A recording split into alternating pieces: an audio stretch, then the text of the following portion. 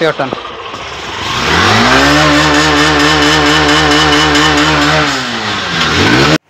Hello বন্ধুরা, আর একটা নতুন ভিডিও নিয়ে চলে আসলাম। ইন্টারেক্স গ্ল্যামার BS6 নিউ মডেল। এই গাড়িটার প্রচুর প্রবলেম হচ্ছিল। গাড়িটা মাস্টার সার্ভিসের জন্য আমার কাছে আসার পরে কাস্টমার বললো যে আমার গাড়িটা বারবার কিন্তু বন্ধ হচ্ছে, 1 কিলোমিটার যাচ্ছে 2 কিলোমিটার যাচ্ছে, গাড়ি বারবার বন্ধ হচ্ছে, গাড়ি আপ ডাউন করছে, ধাক্কা মারছে, সকালে যে পিক আপটা নেবার কথা সেই পিক আপটা নিচ্ছে না, আপ ডাউন করছে, গাড়িটা গরম না হলে গাড়িটা ভালো চলছে না। তার জন্য প্রথম আমি থ্রোটল বডিটা খুলেছিলাম। থ্রোটল বডিটা ওয়াশ করার পরে গাড়িটা পারফেক্টলি থ্রোটল বডি ওয়াশ করলাম W40 দিয়ে, যেটা ক্লিনিং হয় আমাদের। ওই ক্লিনিং দিয়ে ওয়াশ করার পরে আমি ইঞ্জেক্টর ভালো করে ওয়াশ করলাম। ইঞ্জেক্টরে প্রচুর প্রবলেম ছিল। যে ইঞ্জেক্টরটা হয় যেটা দিয়ে আমাদের তেলটা মারে আর কি, কারণ থ্রোটল বডির সাথে তো ইঞ্জেক্টর লাগে, তাই না? ইঞ্জেক্টরটার প্রবলেম ছিল। গাড়িটা ইঞ্জেক্টরে যে ছিদ্র হয় সেগুলো সব বন্ধ হয়ে গিয়েছিলো, ওই কারণে তেলটা ভালো মারছিল না। দেখতে পাচ্ছ বন্ধুরা, ভিডিওর মাধ্যমে দেখাচ্ছি। ইঞ্জেক্টরটা ক্লিন যখন করছিলাম, যে ছিদ্র দিয়ে বার হওয়ার কথা স্পিডে, ছিদ্র পুরো ব্লক ছিল। গাড়িটা যে কীভাবে চলছিল সে আমি কাস্টমার বলতে পারবে। গাড়িটা খুব কষ্ট করে কাস্টমার চালাচ্ছিল, প্রচুর ফেস করেছে গাড়িটায়। তা যাই হোক, একদম পারফেক্টলি আমরা D44 দিয়ে W44 দিয়ে ওয়াশ করে দিলাম। আর যে ট্যাঙ্কির যে ফিউল পাম্প হয়, ফিউল পাম্পে কী হচ্ছিলো, গাড়িটার মোটর চলতে চলতে আপ ডাউন করছিলো, যে ধাক্কা খাচ্ছিলো গাড়িটার। মেন প্রবলেম ছিল ফিউল পাম্পে। ফিউল পাম্পটা আমি বললাম যে খুলে আমি ওয়াশ করে দেবো, কোনো অসুবিধা নেই। ফুল সার্ভিস যে না মাস্টার সার্ভিস বলি আমরা, মাস্টার সার্ভিসটা কিন্তু দুটো চাকা খুললাম, গ্রিস করলাম, মাস্টার সার্ভিস কিন্তু হয় না। প্রত্যেক পাঁচটা আমাদের দেখা দরকার। প্রত্যেক যে গাড়ি যে করা বোল্ট আছে সব চেকিং করা অবশ্যই উচিত আমাদের। তার জন্য আমি কি করলাম, কাস্টমার আমাকে বললো যে গাড়িটা পুরো একদম ওকে চাই আমার, যেরকম নিউ ছিল ওরকম করে দিতে হবে। তাহলে ঠিক আছে, যথেষ্ট আমি চেষ্টা করব। তা গাড়িটা প্রত্যেক পার্ট টু পার্ট খুলে ফেললাম, ঠিক আছে। তা ফিউল পাম্পটা খুলে আমি যখন দেখলাম পুরো ওর মধ্যে মাটি, ফুল মাটি, যেন গাড়ি চলছে মাটি দিয়ে, এরকম একটা অবাস্তব। যে গাড়িটার তেল যখন কাস্টমার তেল ট্যাঙ্কি থেকে ফুরিয়ে যায় আবার তেল ভরে, কিন্তু তেল পুরো একদম শেষ করে তেলটা ভরে। ওই কারণে লাস্টে যে ময়লাগুলো থাকে ট্যাঙ্কিটা আমরা দেখেছি ফিউল পাম্পের নিচেই পুরো ফুল মাটি। আমি অবাস্তব হয়ে গেছিলাম এই গাড়িটা, যে গাড়িটা চলছিল কীভাবে, কাস্টমার কীভাবে চালাচ্ছে, প্রচুর ফেস করছিল কাস্টমার। যার জন্য বারবার আমাকে বলছে একটাই কথা, যে গাড়িটা এত পরিমাণে ধাক্কা খাচ্ছে, গাড়িটা স্টার্টিংয়ে এত সমস্যা হচ্ছে। BS6 গ্ল্যামার লেটেস্ট মডেল তাও। তা এই প্রবলেম ছিল গাড়িটার। তা আমি কি করলাম, খুলে দেখো আমি দেখাচ্ছি যে আমাদের যে ফিউল পাম্পের যে এটা থাকে, যে ফিল্টার থাকে, সেই ফিল্টারের অবস্থাটা দেখো বন্ধুরা। ভালো দেখাতে পাচ্ছি না ক্যামেরায়। তা খুবই বাজে অবস্থা ছিল ফিউল পাম্পের।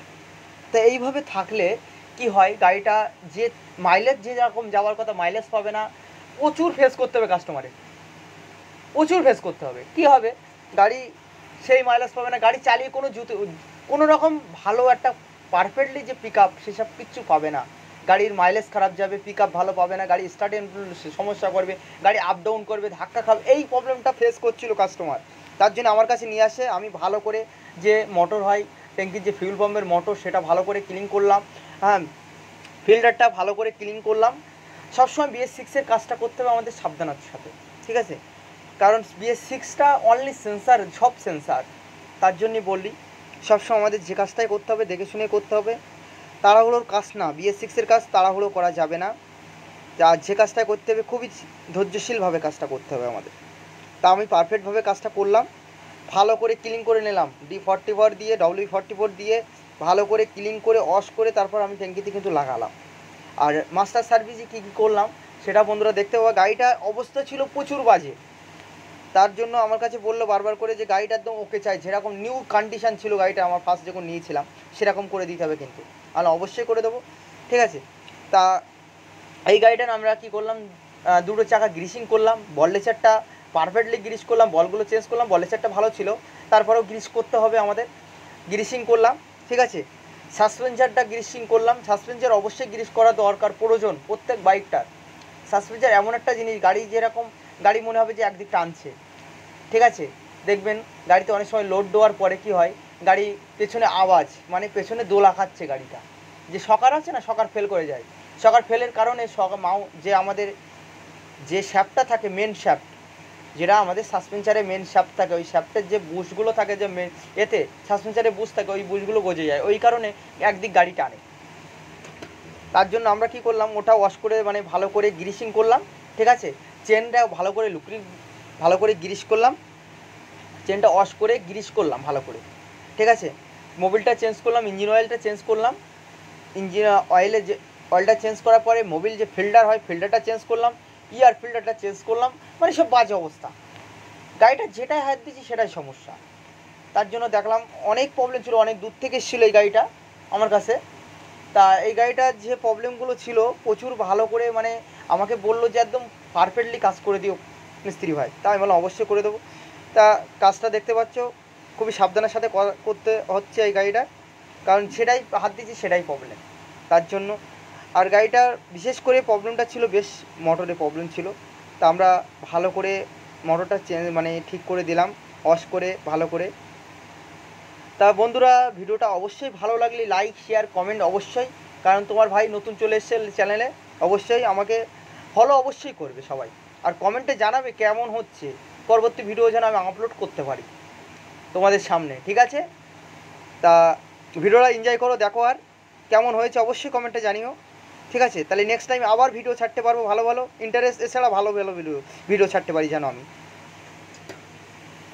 তা কাজটা চলছে দেখতে পাচ্ছ। ট্যাঙ্কির মোটর লাগানোর সময় অবশ্যই চেকিং করতে হবে আমাদের, যেটা ফিউল পাম্পের সাথে আমাদের একসাথে সেটিং থাকে, যেটা আমাদের ফিউল কত আছে না আছে যে মিটারে শো করে। যে রডটা থাকে আমাদের, হ্যাঁ, যে সোলার সিস্টেম যে রডটা থাকে এটা ফিউল পাম্পের সাথে সেটিং করেছে BS6-এর অনলি।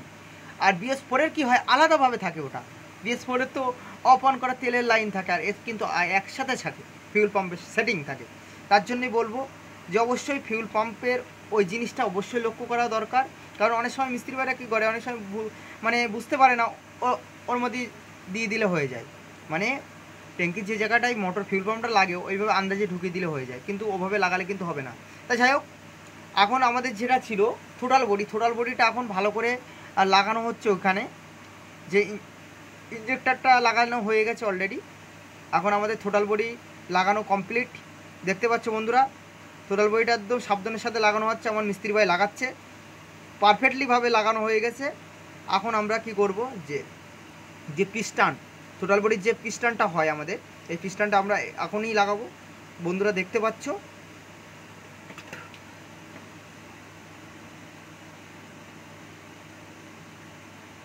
ম্যাপ সেন্সারের যেটা ছিল সেই জ্যাকটা লাগানো হয়ে গেছে, ঠিক আছে। টিভি সেন্সারের জ্যাকটা লাগানো হচ্ছে এখন। আর অবশ্যই সেন্সারে আমাদের প্রয়োজন, সেন্সারটা অবশ্যই ভালোভাবে আমাদের যে জ্যাকগুলো হয় পারফেক্টলি লাগছে কিনা লক্ষ্য করতে হবে, কারণ অনেক সময় কী হয় জ্যাকটা লাগানো হয়ে গেছে কিন্তু জ্যাকটা যে একটা ক্লিপটা ফুল লাগানো যায় না, অনেক সময় টাইট থাকে, তো অনেক মনে হয় মিস্ত্রি ভাইরা বুঝতে পারে না, আমি বুঝতে পারি না, অনেক সময় এরকমও হয় যে ভালোভাবে পারফেক্টলি লাগেনি, কিন্তু ওটা সন্দেহজনক থাকে আমাদের মধ্যে।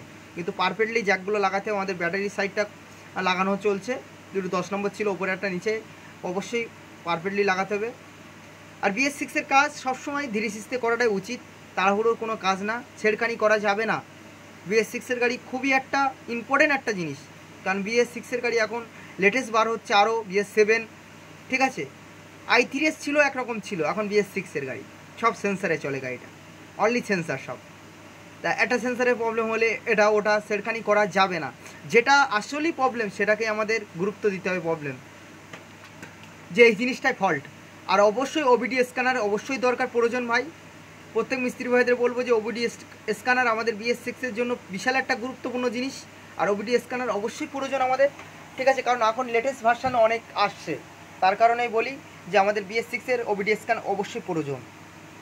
তা আমরা ট্যাঙ্কির যে জ্যাকটা হয়, যে ফিউল পাম্পের যে জ্যাক, যাতে ফিউল পাম্পের জন্য 12 ভোল্টের যেসবগুলো লাইন আছে ওখানে, ঠিক আছে, সেই লাইনগুলো এখন আমাদের জোড়া হচ্ছে।